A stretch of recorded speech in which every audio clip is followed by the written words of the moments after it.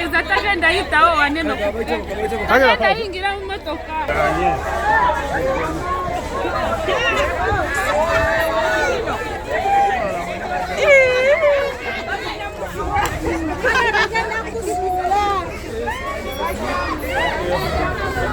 mugenda muzikiza tagenda yitawo waneno tagenda yingira mu motoka Chikoze cha Asalamu Ofunye ekifaananyi Kino fule ekifaananyi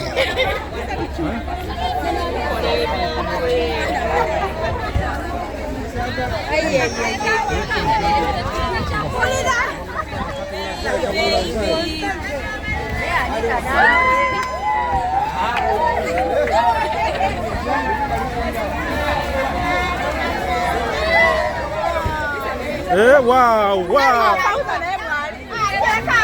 Bafani bange mwenna mbagaliza Christmas ennungi n'omwaka omupya omulungi ennyo n'okwongera bajjukiza nti teweerabira okusevinga akasente k'okusiba kaviiri ka Christmas olabike bulungi ate ng'okozesa ebiviiri bya Darling mukwano tulina bustyles bungi bw'enjawulo bw'osobola ate okusiba so weeyiweemu akaviiri kano ng'omwaka tegunnaggwako olabike bulungi endabikaayo kyekitiibwa kyo then nga 10 January era bajja mu concert yange ng'osibye ka Darling mukwano tomanyi kyendikuwa I'm very excited omwaka tugumaze mu style ate Darling tekomyoko olunaku olwaleero nga tusayininga partnership eno basazeewo n'okumpagira ku concert yange ne bagula table baguze table for my 10 years anniversary era baneebalizeeko kyemuyinza okukola kiri kimu kusigala nga mukozesa Darling braids crochets na buli kimu as long as it's a Darling product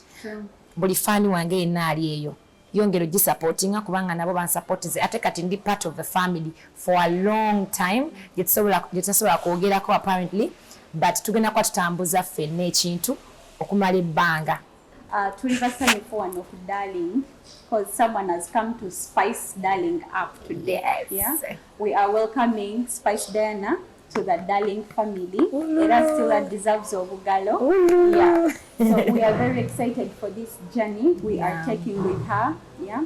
And I'm sure she'll do wonders with us and we'll do wonders with her. Of course. Of course, yeah. Yes. So yeah, generally we are just so happy to receive you. We are so happy for this partnership. Thank you very much. Yeah. Atamanyi Darling Uganda ffe tusinga okola enviiri nkutidde nze manyi ndi muntu ayagala braids. I love braids. Zimpa emirembe, zimpa comfort. I just engeri gyembeera busy like all the time nga si shoots na biki njagala nnyo siba enviiri ezimpa emirembe ate braids bebimu ku bimpa emirembe so okuba nti ngenda kukozesa enviiri ezikyasinze badde nkozesa Darling even before becoming a brand ambassador kati kendi brand ambassador omanyi okubanga osasulwa okunyirira olambadde nnyuma nga temuliimu kasente naye kati mulimu Darling mulimu enviiri ennungi mulimu styles ez'enjawulo kwegamba ate ngenda bisussa era mwetege mubeere just tuned ku page zange za social media. On top of that, nsa kwongerako Spice nga bwagambye. Yes. Darling njagala kwongera okufumitiriza. Darling ye company esinza okukola obuviiri obwakabi. Yes. In terms of crochets, weaves, ne braids. Ne extension. Na zino ono Darling product. Yenna. Buli kaviiri kola ku mukyalo oyo. Yeah. Abeera Darling. Sida kisussa. Yeah. So we also want to thank our people. Ntino batuwagidde nnyo. To be the #1 brand of hair for Uganda. So era twongera okubaddiza, era twongera okuba supportinga in this business nga tuli nammwe. Era njagala ko emphasizing this year tubaleetedde obuviiri obwakabi bannange. Genda bo batusaako okuli ponycal, zanzi braid, weaves, different babra, Miami, you know, ultra expression obuviiri bwonna obuliko. Era nga Spice Diana agenda obba batuusaako. Nga modo. Bw'olabanga nnyo manya bote bw'ogenda ofaanana. Like you see essaawa zino kano kakala kali blended braids ensibye. tukalina mu Darling Uganda era oyagala osooka stylinga mu ngeri enjawulo nka stylinze bwenti but osobola okuzita kalina amayengo ku bbali nze ngenda beera modo wammwe genda bugenzi ku page yange following buli kenateeka ngayo ngamba kati leero kankole kano Darling byonna oka spicing it up exactly Ntandikirewa reasons zibadde nyingi. Yes. First of all, she's a vibrant soul. Yeah, she's a beautiful lady.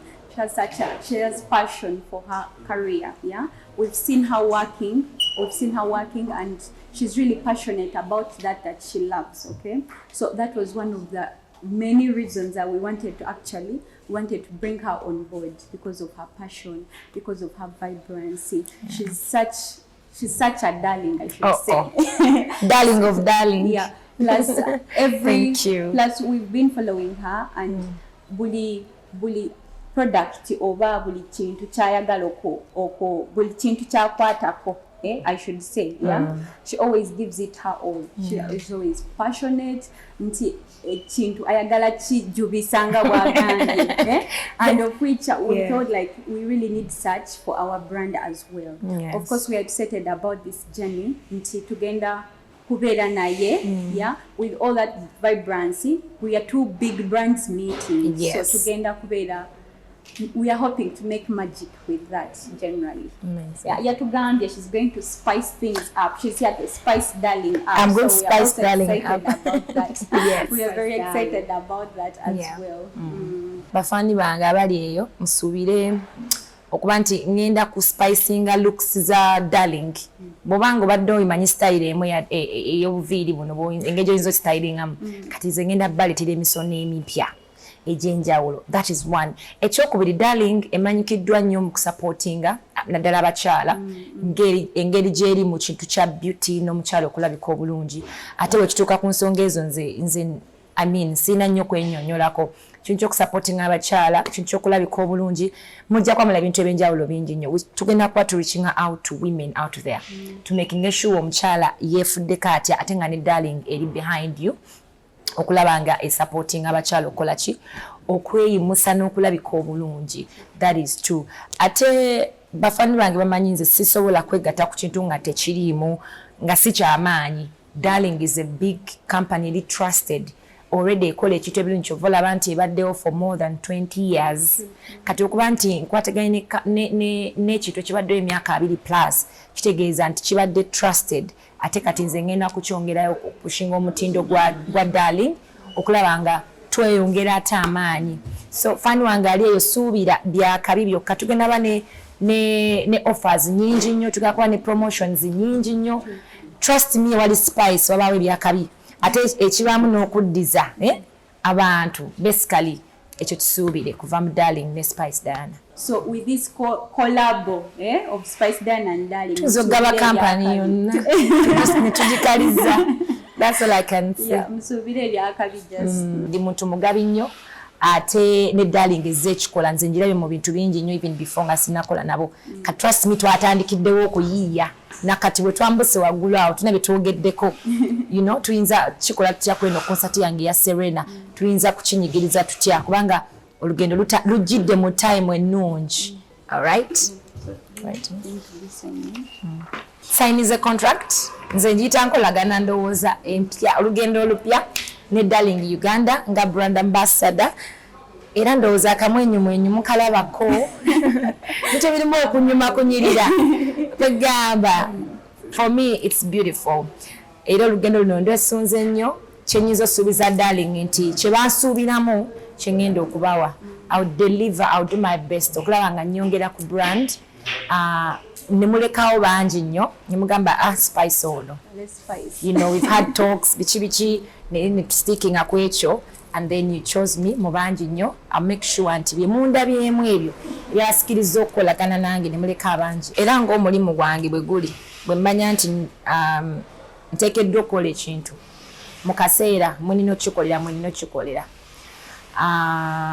Ndi muntu ali disciplined ate nina team. Kyenina okukola nkikola ne team yange nenyambako okukikola because it is key. Bw'osalawo nti kati tutandise olugendo omuntu akutrustinze aleseewo bangi nnyo ogamba nti kankolagana ne Spice Diana. So nkola kyenteekeddwa okukola mu budde bwakyo ate embeera ndi open nti omuntu there's no way wenyinza kanti ndi busy ngate nmanyi ino kola eno omulimu gwe nino kola. I can't be busy for things that are really important. Enkolagana yaffe ne Darling we yatandikira. I think yatandikira ku luyimba. Lwesiyinza kunnyonnyola naye they reached out ne bangamba tulina akayimba ke twagala ke watuyimbidde tusobola okukakozesaako mirimu gyaffe. If the music was not good, I think nekyo tekyandibaddewo. Kati imagine omuntu okuva gy'avudde naleka ennyimba empitirivu mu Uganda agamba njagala kano. Oteesa otya kuwemu mmeka kateke kukyanga ate nga bwenga nti Darling is a big brand okubanga ekwata oluyimba lwo ne luteeka mu product yayo kitegeeza nti already kyokola your music bamwagadde. So from that enkolagana kivula nti tuze ate ku kintu ekinene. Ndi muntu ayagala ebintu ebirungi okulabika obulungi ate nga njagala nnyo okukozesa enviiri ennungi okulabika obulungi. Simanyi bawano wendi nkulabikidde ntya mbuulira amazima kati ono Darling. So omuntu yenna faani wange ali yegomba ka spice agaba nenga kandabikidde bulungi bwaba akulaba tunuulira kuva ku mutwe paka wansi akaviiri koosibye naye kajja okwagala dde yakole ki asibe ate nga nange nandyagaliza faani wange asibe enviiri ezigenda omunyumira ennungi ate nga ne quality ennungi ye Darling nti nange olaba kensibe sinjagamba kozesa bannange zino enviiri nga nange tezikola ki tezinkolera. So I would want the best for my fans. Fani wangali omwagaliza kirungi bwe mba asobola kikozesa kirungi kitegeeza naye asobola okukola ki ate twogedde ne ku kintu ky'okuddiza. Darling ezeddiza abantu bweddiza abasinga ku bantu beddiza be bamu ku bafaani bange era kiba nange kimpa amaanyi kinsanyusa okulanga faani wange alina engeri gyafunamu ka benefit kuva mu kampani emu bwe tukolagana. Kano ke nasibye pony cows kako kali mu colors ez'enjawulo mukyalo nasobola bbanya nnyo wandi yes obubiri buno nga wewabuleetedde edana nga wavanyonyodde njagala nkumitirize nti fe abasinga okukola obubiri obwakabi abasinza okukola obubiri obwakabi mu Uganda with good quality ate nga buwangaala ate nga ku bbeeyi ensamusamu y'omuntu wa wansi. Omuntu yenna mu Uganda asobola okwefunira akaviiri kano. Babusanga mu saluni yonna because we are worldwide, we are countrywide. Tusobola obusanga mu saluni yonna oba gwayagala newange abankyalirako mugenda kubaayo oba oyagala kusuubula obusanga mu Gazaland mu Niger Chambers mu Grand Corner abagala okusuubula we basuubulira naye kati ayagala okusiba just genda in your nearest salon. Bagambe njagala Darling abuza kammeka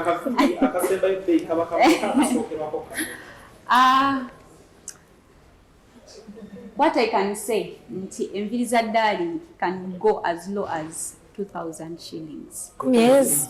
Kati omukazi taddamu kulimba 12 ate ebiviiri ebimala omutwe biringa like nga bina as low as that. Like tulina variety of products. Mutukyalireko walina manve oba social media handle zange oba following Darling. Follow Darling Twitter, Instagram, Facebook byonna biwebuuzo gyabisangako. Bafanyi bange mwenna mbagaliza Christmas ennungi n'omwaka omupya omulungi ennyo n'okwongera obajjukiza nti teweerabira okusavinga akasente k'okusiba kaviiri ka Christmas olabike bulungi ate ng'okozesa ebiviiri bya Darling mukwano tulina bu styles bungi bw'enjawulo bw'osobola ate okusiba. So weeyiweemu akaviiri kano ng'omwaka tegunnaggwako olabike bulungi. Endabikaayo kyekitiibwa kyo. Then nga 10 January era bajja mu concert yange ng'osibye ka Darling mukwano tomanyi kyendikuwa tomanyi